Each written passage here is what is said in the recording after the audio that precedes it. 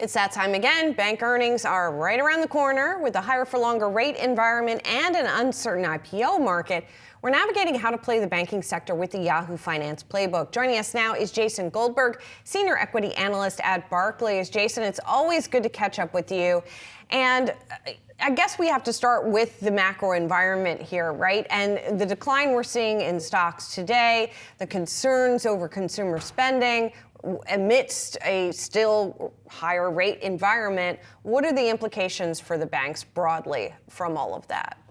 Yeah, no, certainly. A lot of uncertainty in the markets right now, whether it's tariffs or tax or immigration, geopolitical, and whatnot. And you're certainly seeing that cause a fair amount of uncertainty among corporates. So loan growth continues to be subdued, and investment banking activity, both M&A and IPOs, which I think were thought of to kind of benefit from this pro-growth, less regulatory agenda from the new administration, has kind of been at least pushed out for now.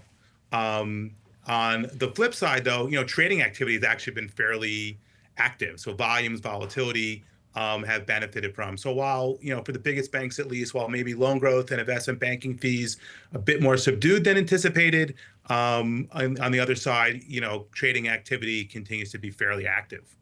Jason, I'm just looking at the XLF. It's basically flat this year. I'm just curious, broadly how valuations look across your coverage universe.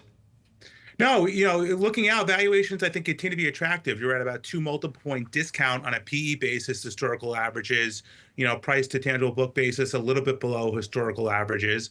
And if we can get through some of these uncertainties, things like loan growth and investment banking fees, should come back. I think just corporates are hesitant at the moment.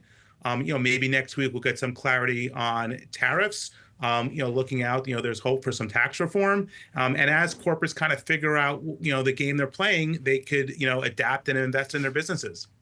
And so, Jason, how does that imply your feelings about some of these big money center banks that also have big, robust investment banking operations versus, say, the regional banks?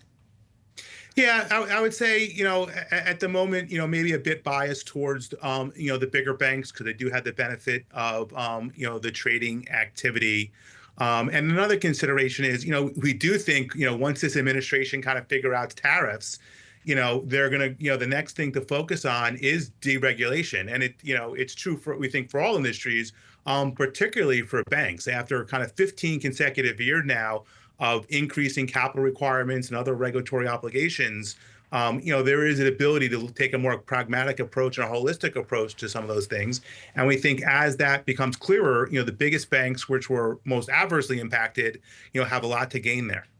Jason, you mentioned IPOs a second ago. Obviously CoreWeave making its public debut today. I'm just curious to get your thoughts on the IPO market 2025, Jason, whether you're optimistic or skeptical, and to the extent that you are optimistic, which names that you cover are sort of best positioned to capitalize? Yeah, certainly coming into the year, if you look at IPO pipelines, were fairly robust, both, from in part driven by sponsors as well as companies just looking to, go public. And, while maybe, the first quarter got off to a little bit slower start than anticipated, we think once the market kind of figures out what's going on with respect to some of these macro issues, there's still room for a fair amount of activity to pick up. In our coverage, Goldman Sachs and Morgan Stanley are probably most geared for that. And it's certainly something that we're watching closely. So would you say they're your favorites going into earnings? Where do you think investors should be looking? Yeah, I think, earnings are certainly kind of always, a bit choppy, and we think this quarter will be no different. At the onset, you talked about maybe softening consumer spending.